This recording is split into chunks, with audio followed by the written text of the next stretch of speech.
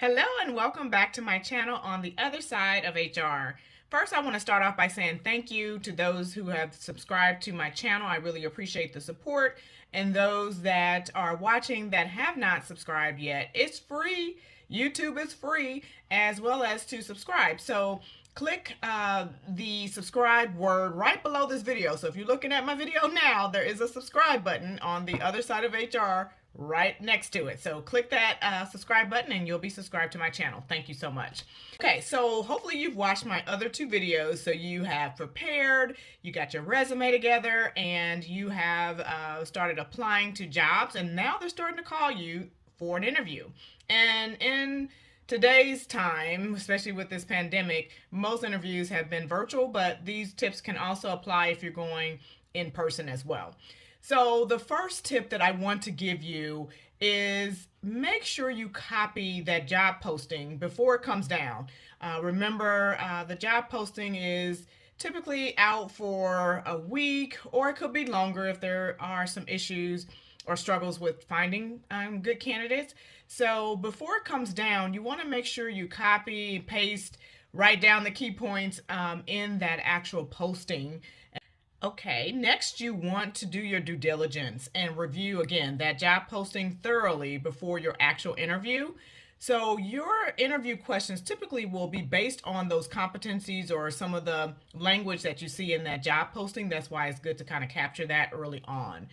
Take some time to practice. Do a mock interview. If you have an HR department or a person or a recruiter or someone you know, ask them to do a mock interview with you so you can start practicing.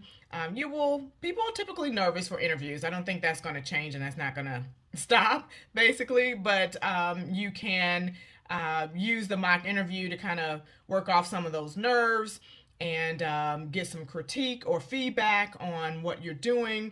A lot of us sometimes don't know the nervous little tics that we do in interviews, like clicking pins or rocking back and forth in a chair, things that are distracting. So if you mock interview, typically that person, especially an HR recruiter, will notice those things and let you know and give you feedback. Always good to mock interview before you interview. Or if you're interviewing a lot and you've been practicing a lot, then maybe that's not necessary, but that's always a good step. Turn off your phone and anything that can distract you. Make sure you're not distracted. Give yourself at least a good hour for each interview. When you're in an actual interview, don't take the beginning of the interview lightly, meaning when you first get online or you first walk into the interview room, you want to show your personality. You want to chit chat a little bit, especially if the recruiter is asking you, how's the weather or how was traffic? Don't just say fine.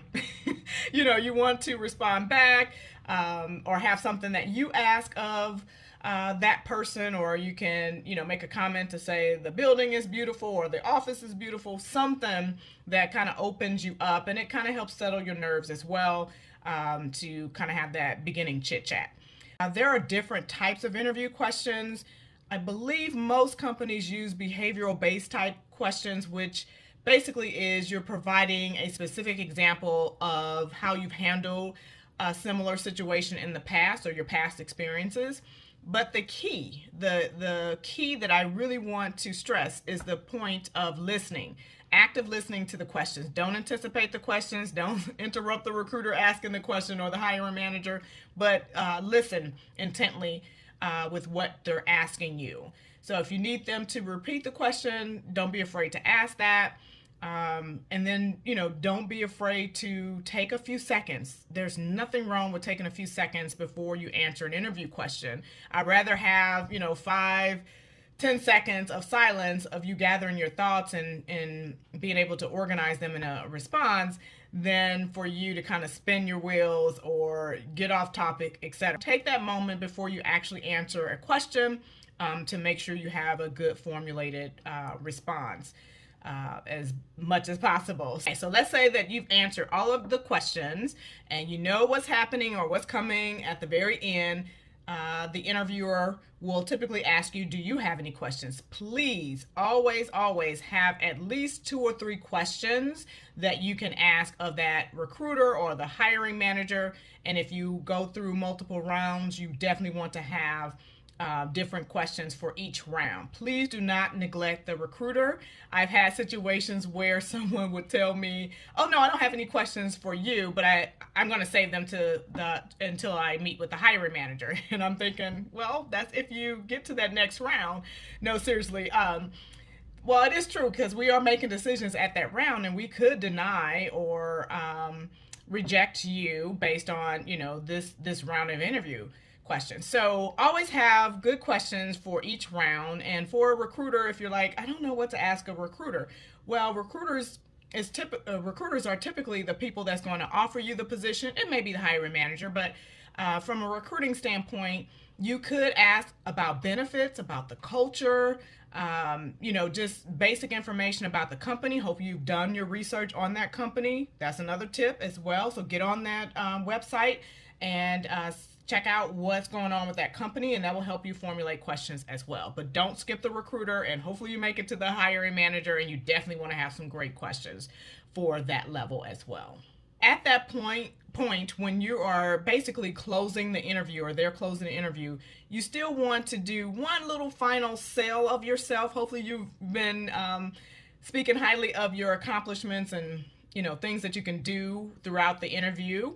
But you can definitely close and state that you actually want the position, that you're excited, that maybe you heard something in an interview that you could highlight.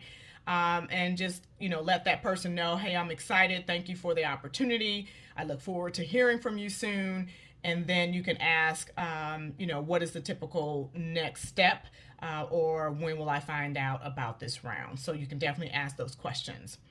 And then finally, once you're out of the interview, I always recommend, not mandatory, but it is optional, it does make you stand out though, is to have a follow-up email ready to go the moment you get out of an interview. So in your preparation before an actual interview, you can craft a simple couple sentences, and you can update it as you need to once you completed the interview, but go ahead and send that to the recruiter. Again, it's not going to be a final decision maker, but it's important, and it helps you to stand out because people are rarely doing it. So in that quick email, you're just saying, thank you again for the opportunity to interview with XYZ company. I really, appreciated the interview. I learned a lot about the company. I'm looking forward to hearing from you, whatever time period they quoted to you when you ask. And that's it. And just, thank them, and, obviously have your contact information, phone number included as well. And that's really simple. It's like a quick little thing, but it helps you to stand out. And I do recall those when I get them. All right, my next round of videos will likely be more on the HR generalist side and what to do, or when to reach out to HR, or how to handle, employee issues as they come up. I'm looking forward to your feedback and suggestions on videos. But until then, thank you for watching. Please click like, please subscribe, please turn on your notifications. I appreciate you, and I'll see you on the other side of HR.